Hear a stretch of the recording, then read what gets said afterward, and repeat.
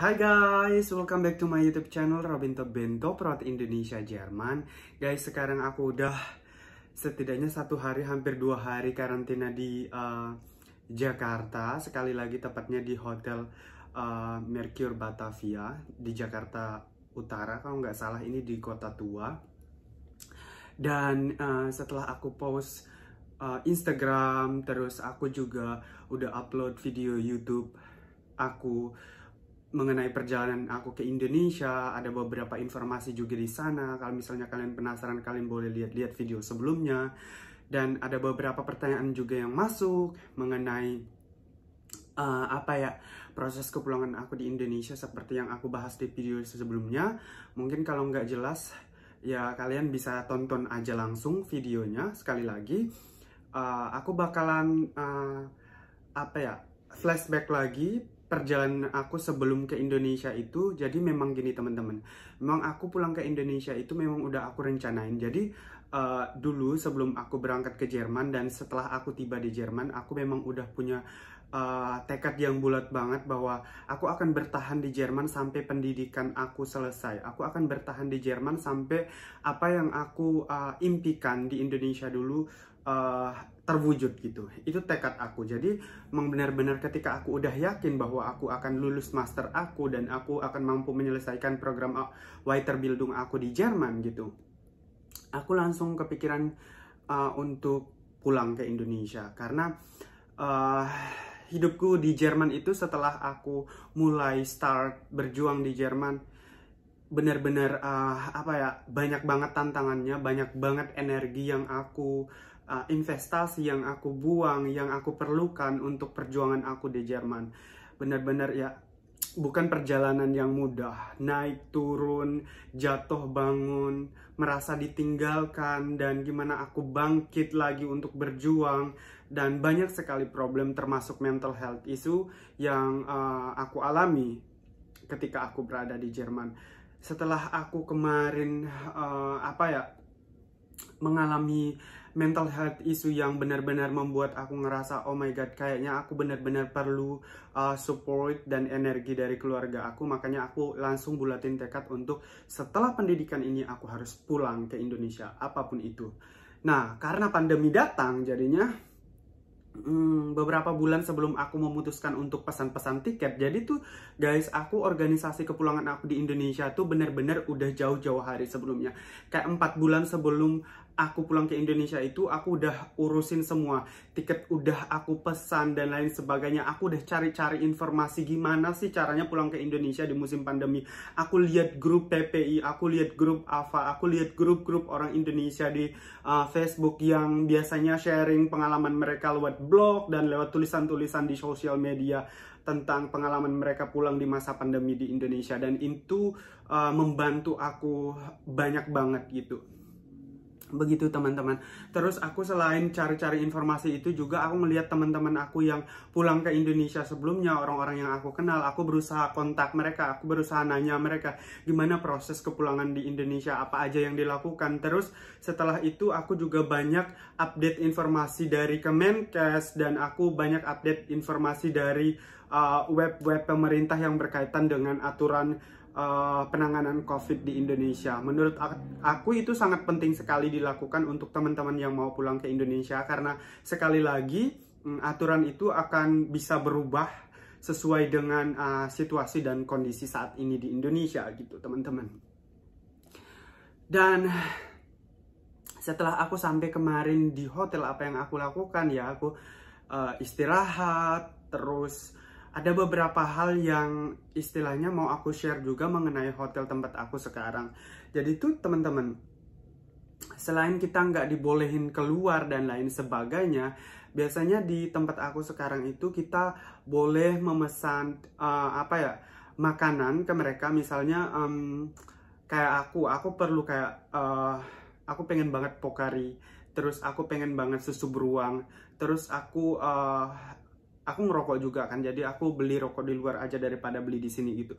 Tapi kita itu harus pesan pagi-pagi benar. Jadi mereka punya aturan kita boleh pesan itu sebelum jam 11. Nanti mereka akan personal mereka akan beliin di luar, terus dibawa ke ruangan kita.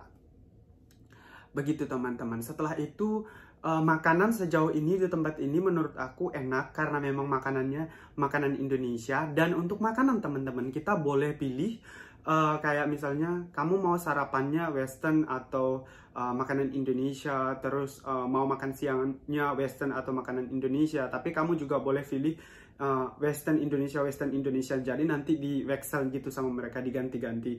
Hari ini Western, besok Indonesia, nanti Western lagi, nanti Indonesia lagi gitu teman-teman. Terus selain itu kamar ini tidak akan dibersihkan mereka.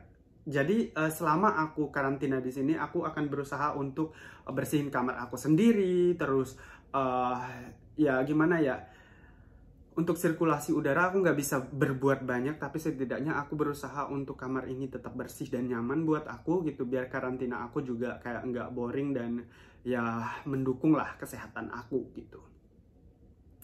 Setelah itu berkaitan dengan makanan, sekali lagi aku nggak ada komplain. Aku suka makanan-makanan mereka meskipun harga-harganya itu ya aku nggak tahu apakah mereka membuat harganya ini untuk harga orang luar atau memang udah standar harganya di sini. Tapi menurut aku harga makanannya ya harga makanan hotel, lumayan menguras dompet tuh. Kalau ada keluhan dan lain sebagainya kita bisa hubungin langsung mereka. Dan menurut aku sekali lagi lebih baik mereka itu karena mereka tuh selalu cepat banget nanggapin keluhan kita, apa wunsch kita gitu, apa yang kita mau. Itu menurut aku yang terpenting sih.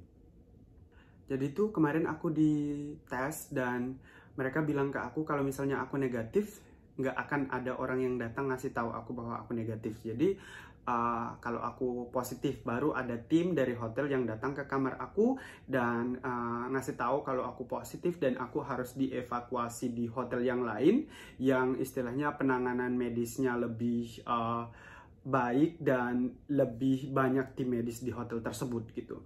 Dan di sini memang juga ada perawat teman-teman, jadi ada perawat yang bertugas di sini siang malam itu ada perawat yang bertugas di hotel ini begitu. Setelah itu, kalau misalnya aku negatif ya nggak ada yang datang, mereka juga nggak ngasih tahu. Nanti hasil PCR test ini akan kita dapatin setelah kita dinyatakan negatif di PCR test kedua. Dan PCR test kedua itu aku lakukan tanggal 18 karena tanggal 19 itu masa karantina aku berakhir. Jadi tanggal 18 aku akan mendapatkan PCR test yang kedua. Kalau itu negatif, aku akan move ke hotel yang lain. Tapi aku memilih untuk stay di hotel ini. Jadi mereka bilang nggak apa-apa stay 1 malam karena pesawat aku itu ke Pontianak tanggal 20. Jadi aku stay di sini 1 malam lagi. Tapi di lantai bawah gitu, yang khusus untuk yang normal bukan karantin. Begitu teman-teman. Nah kita lanjut ke gimana sih perasaan aku ketika tiba di Indonesia. Oh my god guys, sekali lagi ini perjalanan yang panjang banget. Perjalanan dan perjuangan aku di Jerman itu benar-benar kayak roller coaster, naik turun. Banyak hal yang aku lewati selama 4 tahun lebih di Jerman. Aku juga merasa secara pribadi aku lebih berkembang, lebih positif. Banyak hal yang berubah dari diri aku, dari cara pandang aku, dari sebelum aku ke Jerman dan setelah berangkat ke Jerman. Banyak hal-hal yang berubah dari segi aku, ya termasuk memanfaatkan sosial media aku, dari segi penguasaan emosi, dari segi aku bersosialisasi dengan teman-teman baik di sosial media dan dunia nyata. Banyak banget yang berubah. Jerman menurut aku selain tempat aku berjuang untuk menggapai impian-impian yang dulu kelihatan impossible buat aku, tapi memberikan aku kesempatan yang banyak gitu untuk membuat mimpi-mimpiku menjadi nyata. Jerman juga mengubah aku dari cara pandang aku dan kompleks lah gitu. Aku bersyukur banget, aku terima kasih banget sama Tuhan karena aku udah dapat kesempatan yang udah aku dapatin sekarang gitu. Jadi perasaan aku ketika aku datang ke Indonesia tuh kayak campur aduk guys. Karena setelah 4 tahun aku berjuang di sana, aku baru bisa pulang gitu. Aku kayak apa ya, sebelum aku pulang itu aku nggak bisa tidur, aku bener-beneran nervous banget, banyak juga drama-dramanya guys sebelum aku pulang ke Indonesia itu, termasuk aku sakit setelah lulus Weiterbildung dan lulus S2 gitu. Terus 3 bulan sebelumnya aku struggle sama tesis, aku struggle sama final exam, aku struggle sama kegiatan-kegiatan pendidikan aku di sana gitu. Dan ada ketakutan-ketakutan juga karena memang sebelumnya udah aku bilang kepulangan aku di Indonesia itu untuk bertemu dengan keluarga dan aku mau ada liburan bareng keluarga gitu loh. Jadi aku udah urus semuanya, segala akomodasi untuk keluarga aku nanti, karena memang aku pulang ke Kalimantan Barat itu cuma 1 minggu. Setelah itu aku move ke Bali sama keluarga aku dan aku bakalan liburan di sana selama 2 minggu. Jadi aku tuh ada ketakutan. Nah, aku tuh terus berdoa sama Tuhan, kalau memang ini rezeki aku, kalau memang ini boleh aku alami gitu. Jadi aku mau Tuhan lancarkan semuanya, kayak misalnya keadaan di Indonesia biar bisa lebih baik, terus keluarga aku biar bisa tetap sehat, dan karena akomodasinya udah terlanjur aku bayar, kalau ada apa-apa yang bener-bener aku kayak takutnya di situ gitu. Terus kami tuh ada 5 orang, jadi segala tiket pesawat, hotel, villa semuanya udah aku pesan gitu. Dan ketakutan terbesar aku itu kalau ada apa-apa, kalau keadaan di Indonesia memburuk itu sebenarnya. Pas aku terbang ke Indonesia, aku bener-bener melaksanakan protokol kesehatan itu dengan baik. Aku menggunakan masker. Beberapa bulan sebelum aku terbang juga aku benar-benar enggak kontak sama orang, aku cuma kerja, aku jarang banget keluar, aku paling keluar kalau misalnya aku ada kebutuhan-kebutuhan mendadak. Terus puji Tuhan juga aku udah divaksin gitu. Dan tibalah aku di Indonesia kemarin. Di hari pertama aku ngerasa capek banget karena memang perjalanannya itu panjang. Tapi pas malamnya guys, aku nggak bisa tidur. Ternyata mata aku tuh masih ngikutin mata aku di Jerman. Jadi kalau di sini tengah malam itu, di Jerman kan masih sore gitu ya. Jadi aku nggak bisa tidur sampai jam 4 subuh tadi pagi. Aku tidur pagi setelah sarapan, akhirnya aku tidur. Jadi tuh aku tidur bentar jam 4 sampai jam 6, aku kebangun, terus aku nunggu sarapan aku jam 7. Setelah sarapan, aku tidur lagi. Dan aku bangun sekitar jam 11 siang gitu. Pas kebangun, aku buka jendela aku yang di sana. Kalian udah lihat di video aku sebelumnya kemarin. Pemandangannya itu tepat sekali menghadap ke Pelabuhan Tanjung Priok. Dan di sampingnya itu, di depan sininya, beneran di depan hotelnya itu Kota Tua gitu. Itu membuat aku menjadi sangat emosional sekali teman-teman. Aku menjadi sangat kayak terbawa ke masa lalu. Karena kalau kalian tahu perjalanan aku dari Kalbar ke Jakarta, itu erat banget dengan tempat ini, dengan Tanjung Priok, dengan Kota Tua. Aku dulu sampai ke Jakarta itu pakai kapal, dan pakai kapal itu aku jalan dari Pelabuhan Tanjung Priok sampai ke stasiun busway di Kota Tua ini, aku jalan kaki. Dan dari sini aku memulai semuanya, journey aku, journey pendidikan aku, journey impian aku. Dari sinilah aku mulai, perjuangan aku yang benar-benar. Aku sendiri, aku nyari semua, ngerjain semuanya sendiri. Makanya aku benar-benar pas buka jendela tuh langsung aku tarik nafas, terus aku langsung emosional banget. Aku sempat nangis, aku sempat kayak, aku nangis tuh karena terharu. Aku nangis karena, oh my God gitu. The power of thinking big is real, guys. Dulu aku datang ke Jakarta maksudnya dengan harapan yang besar, dengan keyakinan yang full, dengan semangat yang menggebu-gebu. Tetapi lihat, aku yang hari ini benar-benar adalah aku yang aku impikan dulu gitu. Karena aku selalu mengimpikan untuk mendapatkan pendidikan yang layak. Karena memang aku mau dengan pendidikan aku bisa mengubah hidupku. Dengan pendidikan aku bisa memberikan impact yang positif untuk orang-orang di sekitar aku.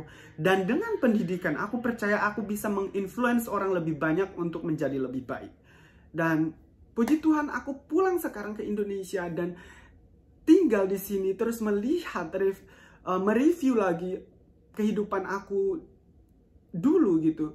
Itu yang buat aku kayak, aku bersyukur, aku berterima kasih sama Tuhan, aku terharu dan aku emosional banget. Tapi merupakan sebuah kewajaran ketika aku emosional karena aku ingat memang perjuangan aku di Jakarta itu enggak gampang banget. Setelah aku mulai kuliah, setiap hari Sabtu Minggu aku selalu datang ke Kota Tua. Aku ngamen. Dalam beberapa waktu yang cukup panjang aku mengerjakan kegiatan tersebut. Aku ke Kota Tua. Dan pas aku lihat depan hotel ini guys, depannya sekali, wow, emosional yang kedua timbul lagi gitu. Karena pertama kali aku ngamen, aku inget banget nama teman aku Vino, orang Cianjur. Kita ketemu gara-gara aku ada kegiatan di Menteng. Jadi ada kegiatan-kegiatan, dulu aku ikut teater juga. Dan aku sering gitu ke Menteng tuh untuk nonton-nonton pementasan teater gratis. Aku ketemu sama satu orang namanya Vino. Dan kalau dia ngelihat video aku, mungkin dia bakalan bangga banget sih sama aku. Dan aku percaya dia pasti bangga sama aku. Tapi sayangnya si Vino ini sudah meninggal guys. Jadi setelah aku wisuda itu dia meninggal di Cianjur. Aku juga tahu dari Facebook. Begitu teman-teman. Dan aku emosional lagi, aku nangis, aku bersyukur karena pertama kali aku ngamen di sini aku ingat banget aku dapat 150.000. 8 jam ngamen aku dapat 150.000. Jam 5 sore aku rencananya mau balik, terus akhirnya kami tuh ketahuan ternyata kami orang baru ngamen di situ. Kami uangnya diambil guys, diambil sama preman-preman yang ada di sini. Karena jujur aja di Kota Tua itu ada preman-preman yang berkuasa. Kalau di zaman aku tahun 2014-2015 dulu, dari 2013 itu pokoknya sekitaran tahun segitu, eksistensi preman yang menguasai Kota Tua terutama di kehidupan jalanan itu masih ada dulu gitu. Aku nggak tahu sekarang. Uang kami itu diambil. Aku ingat banget 150.000 itu kami bagi dua. Jadi kan 75.000 karena aku nggak bisa main gitar, tapi aku bisa nyanyi gitu. Diambil sama orang terus kami dipukulin. Itu benar-benar buat aku kayak, oh my god, aku pernah ngerasain kejadian itu di sini. Setelah itu kami cuma dikasih 20.000 uangnya. Jadi kami cuma dapat 40.000 untuk berdua. Buat makan aja. Habis itu kami balik. Dulu aku masih tinggal di Jatiwaringin, si Vino tinggalnya di Jakarta Barat. Dan setelah kejadian yang emosional tersebut, akhirnya feeling aku tuh kayak bad banget gitu. Aku jadi kayak terngiang-ngiang sama perjuangan aku dulu. Bukannya bad gimana, tapi kayak jadi kayak sedih gitu loh. Karena sedih itu aku nggak mau. Apalagi di kamar sendiri. Terus aku tetap berusaha untuk ngejalani karantina ini dengan positif.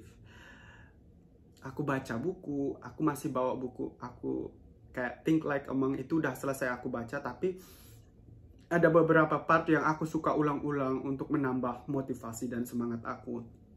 Terus aku baca buku juga The Power of Thinking Big. Dan itu selalu aku baca berulang-ulang bukunya. Karena menurut aku itu bagus banget untuk aku gitu.